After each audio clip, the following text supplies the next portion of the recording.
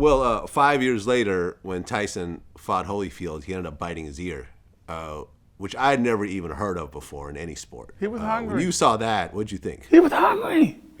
No. Man,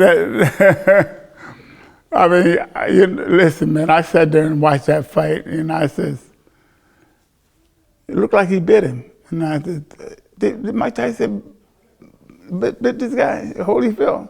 He says, no, I didn't see it. And then he came back and did it again. He did it again. Everybody was hollering and screaming that Mike Tyson bit Holyfield. No, I couldn't believe it. So we made a joke out of Mike Tyson was hungry, that's all. But, you know, it's, people do that. Some people do that, man. And when they start getting slapped around a little bit in that ring, they do that. So you had a few more fights, and then in '97, you got a chance to fight for the heavyweight championship again with Brian Nielsen. Nielsen ended up winning after 12 rounds. Man, I beat Brian Nielsen up. I beat him.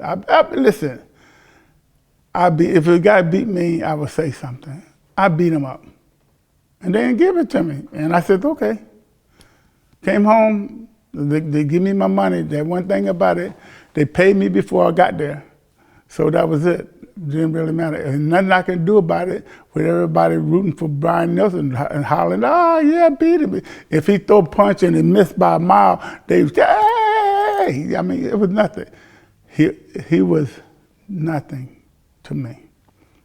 Listen, now, I'm 70 years old now. And I take him on right now.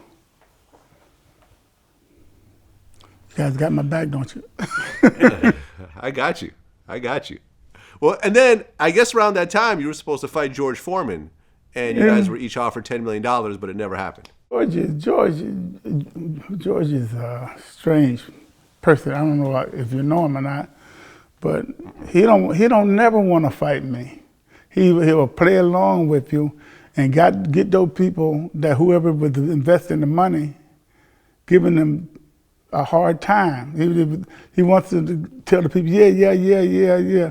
But then they give him the money, and then things start happening, then he backs out.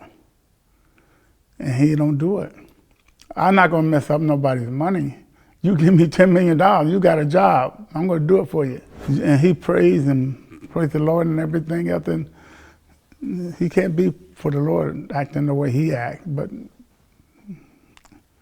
I wish him the best, man. He's still my buddy. I still call him up and say, hey, George, how you doing? He can tell me to go to hell if he want. I don't care. I'm home. I'm at home.